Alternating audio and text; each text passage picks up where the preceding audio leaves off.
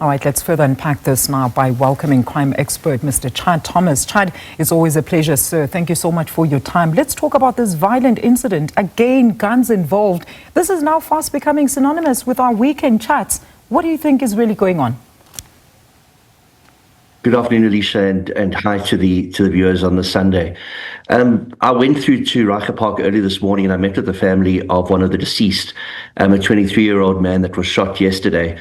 He had been coming back from a funeral of somebody who had been shot early in the week, and it seems as if the gang violence is intensifying. We're seeing it not just in Reiger Park, we're seeing it happening in other areas of Gauteng, and of course we all know what's happening on the Cape Flats. It's absolutely horrific. But in Gauteng itself, we've had some major shootings over the last couple of months. There was a person linked as being a potential leader of one of the biggest gangs in Johannesburg being killed on the Golden Highway a few months ago. We had another man who had previously been in Reiger Park killed at Mill Park Hospital a couple of weeks ago. You had another shooting in Reiger Park early last week. And then, of course, you had this dreadful shooting last night where 6 people lost their lives and 3 have been hospitalized.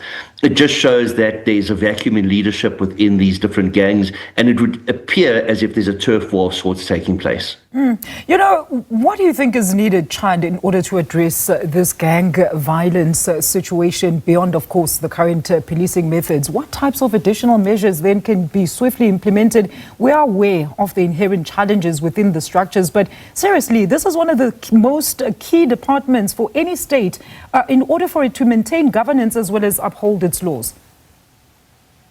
It was surreal being in Reiger Park this morning. It was so quiet. It was so calm. It's almost as if everybody is being desensitized and is so very numb to what's going on around them. It's almost as if South Africans have become complacent and it's expected that this violence is going to continue. It's unacceptable. And we can lay the blame solely at the feet of our policing structures. We wouldn't have such a high crime rate if people were being held to account, if there were consequences for their actions.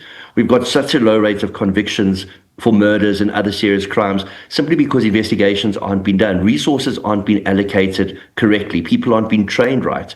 When one looks at the money that was spent on the Gauteng wardens, I'm still dazzled when you hear the figures. When they established it was 500 million, it must have gone over the R1 billion mark. They've now been disbanded. They did not contribute at all.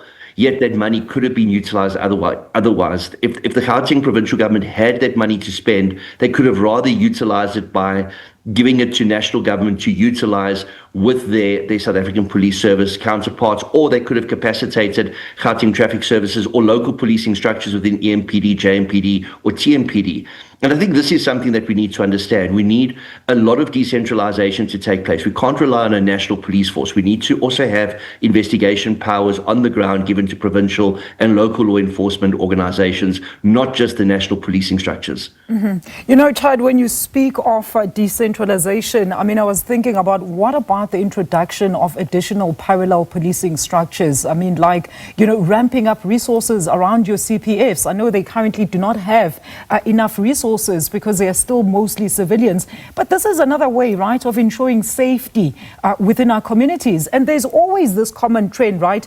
Police will come there and say the community is aware of who these thugs are. So if the community themselves were the ones going out there to ensure the safety of their community, we could be totally looking at a different structure or results potentially in the next coming years.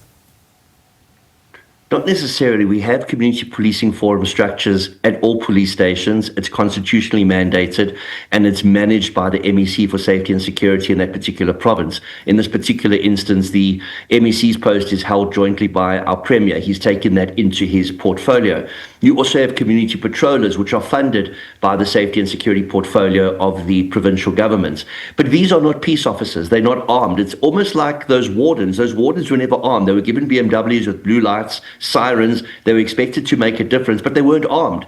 And for a while, they weren't actually fully capacitated peace officers. That only became an issue later, and they were then granted those peace officer status. But again, the training wasn't there.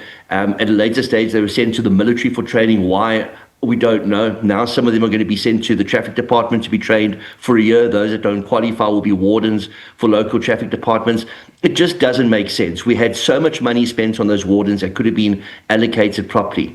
The community structures, like you pointed out, play an important role, but that's together with crime intelligence. And this is where the issues lie. Crime intelligence needs more capacity. They need to identify who the players are within these syndicates, and they need to disrupt and dismantle these syndicates.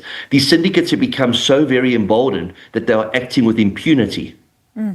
Chad, we're going to leave it there. As always, very meaningful engagement there. That is Mr. Chad Thomas, a crime expert, weighing in on the worrying violent crime levels in relation to the killing of 6 people in Reiger Park last night.